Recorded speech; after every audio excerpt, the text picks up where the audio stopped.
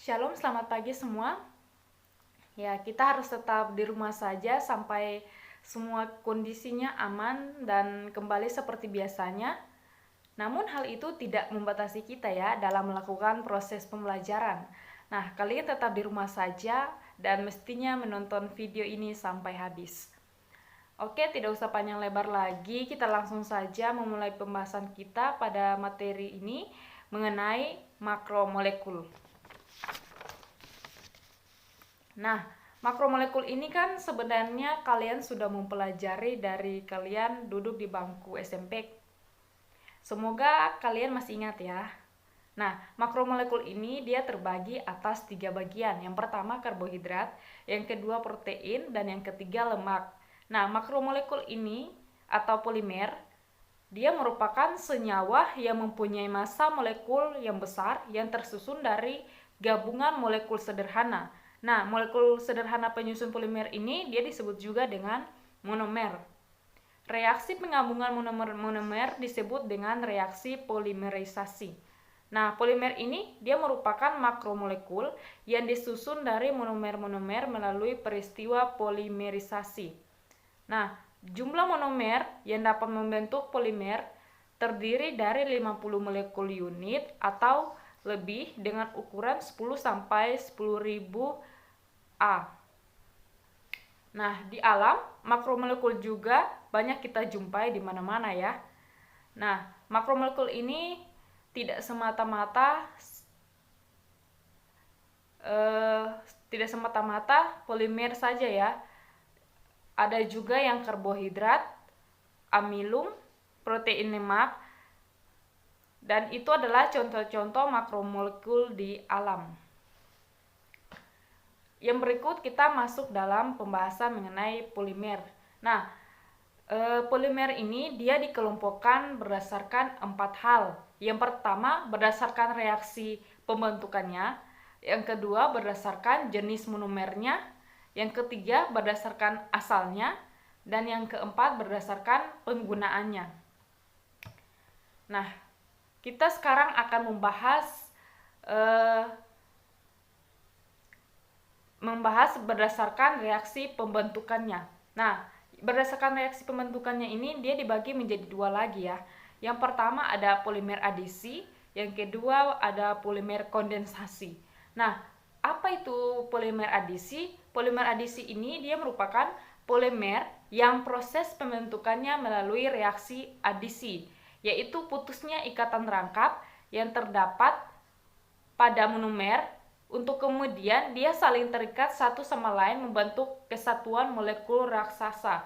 Nah, contoh polimer adisi ini antara lain polistirena atau karet ban ya, yang kita ketahui itu sekarang karet ban.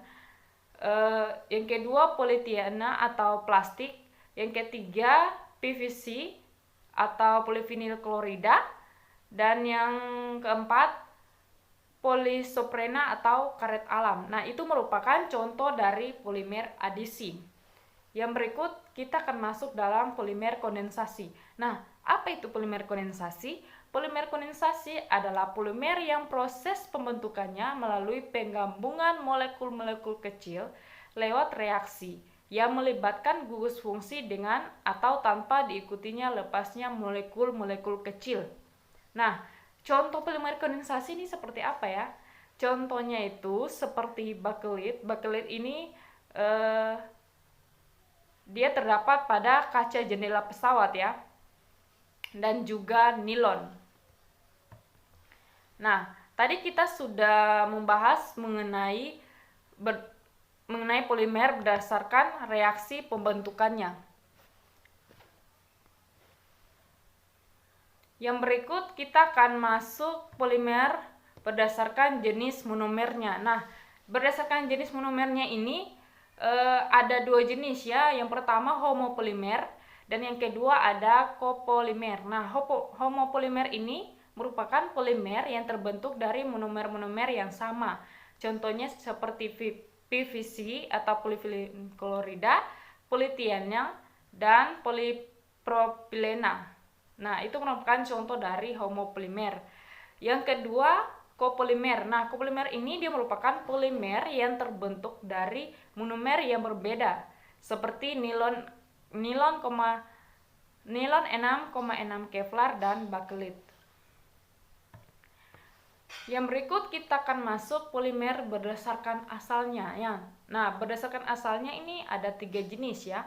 Yang pertama ada polimer alam, yang kedua ada polimer sintetis, dan yang ketiga ada polimer modifikasi.